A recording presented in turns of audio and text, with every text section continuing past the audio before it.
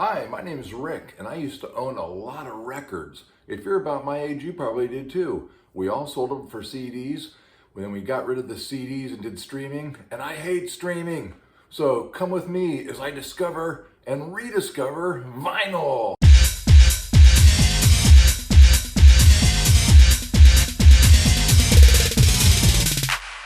Montrose by Montrose. So today we're going to be reviewing this album right here, the very first Montrose album. Whenever I hear this album, it makes me think I'm 16 or 17 years old again, driving around in a hot rod Mustang, lighting up the tires, banging gears, cruising the El Camino. Brings back a lot of good memories. And I remember playing this album in the cassette form, and I had one of these Pioneer cassette decks on a slide mount that you pushed in and out. And I remember putting in that Montrose tape and just lighting up the tires and having a great time. Man, those were good times. This is one of those albums that, makes you kind of think back to when you were a kid, or at least for me, it makes me think back to when I was 16 or 17 years old.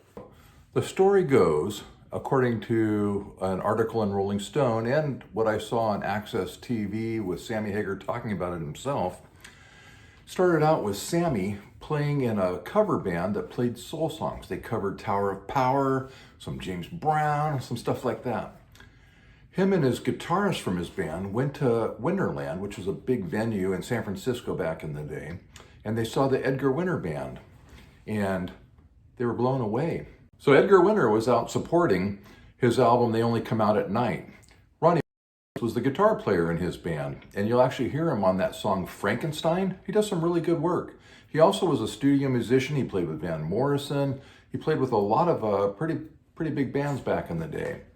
So Sammy's at Winterland watching Edgar Winter, and he looks over at his guitar player and he says, "Dude, I want you to play guitar like that." And the guitarist says, I don't like that kind of music. I don't want to play guitar like that." And that actually broke up the band. So a couple days later, Sammy's talking to one of his buds, and he says, "Man, I really like that guitarist that was in the Edgar Winter Band. Do you know who he is?" And his buddy said, "Yeah, that's Ronnie Montrose. He lives up here in San Francisco, or Sausalito." And Sammy says, "Do you know where he lives?" And he says, "Yeah." So he gave him the address, and Sammy goes over to Ronnie Montrose's house and knocks on the door. And Ronnie comes to the door, and Sammy says that he was dressed, Sammy Hagar himself was dressed in big platform shoes, shiny pants, trying to look like a rock star, and he says he really looked more like David Bowie. Ronnie Montrose looks at him and goes, "Yeah, can I help you?" And Sammy goes, "My name's Sammy Hagar. I hear you're looking for a singer, and I'm a singer, and I'm looking for a band." Ronnie says, "Do you have any songs?" And he says, "Yeah, I got some songs." He goes, "Well, come on in, man." The songs Sammy had were Bad Motor Scooter, Make It Last, One Thing on My Mind, and I Don't Want It.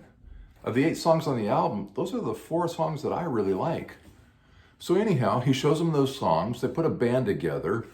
They bring in Bill Church on bass, and I'm Italian and I get this wrong, Denny Kamasi comes in and plays drums.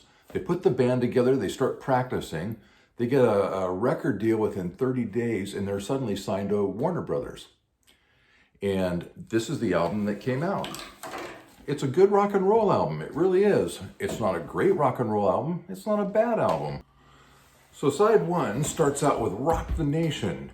When you first hear those first couple notes, you know it's a Montrose song. Followed by Bad Motor Scooter. Again, the first few notes, instantly know it as Montrose. The next song is Space Station number 5, which is kind of a filler song, I think. Followed by I Don't Want It, which is another good, just plain old rock and roll song. You flip the album over, side 2 has Good Rockin' Tonight, kind of a filler song, followed by Rock Candy, which I think is one of the best, most memorable rock and roll songs of all time. It just has that beat that you get into, and it's a fun, turn it up loud, and have fun like you're 17. Followed by One Thing on My Mind and Make It Last, another good rock and roll song. So overall, how would I rate this record? I would say this record is a fun record. I wouldn't say it's great. I wouldn't say it's bad. I'd say it's a fun record that you put on the turntable, you turn it up loud, and you think back to when you're 17 years old. Now, the copy I got was a remix, and I don't know much about the engineers and everything. I just know it's one of those records I like to turn it up and play it really loud when nobody's home. So I would recommend this record if you want to relive your time when you were 17. So thanks for tuning in. Please go ahead and hit subscribe and go ahead and hit notifications, and how about a thumbs up for liking it? Because I sure like this album.